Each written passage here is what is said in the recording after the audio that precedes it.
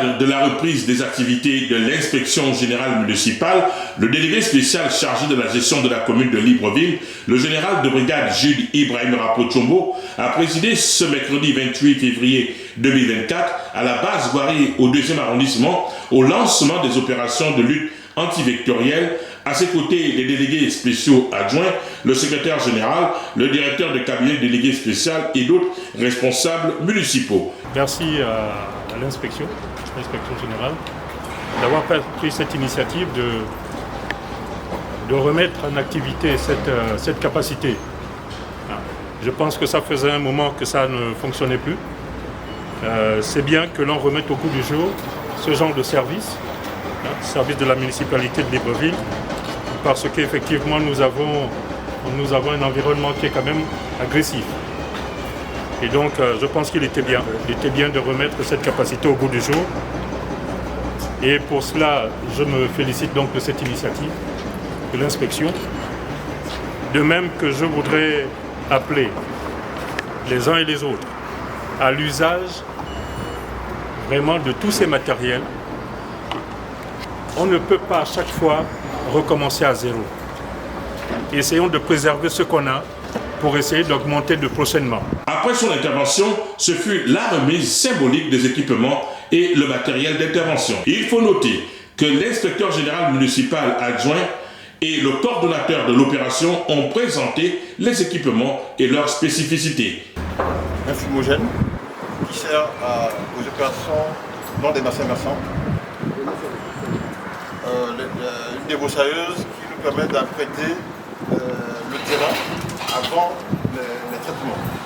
Donc là on a le Piriga qui est un produit pour les intérieurs surtout, pour tout ce qui est insectes rampants et volants dans les intérieurs. Mais ce sont des produits chimiques. Nous avons aussi des produits biologiques parce qu'il y a des gens qui ne font pas de tolérance aux produits chimiques. Donc à partir de cet instant, on étudie l'aspect du local à traiter.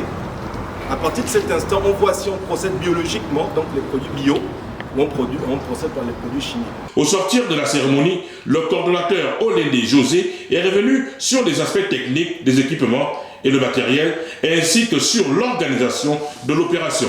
Tous les produits peuvent être utilisés dans les intérieurs.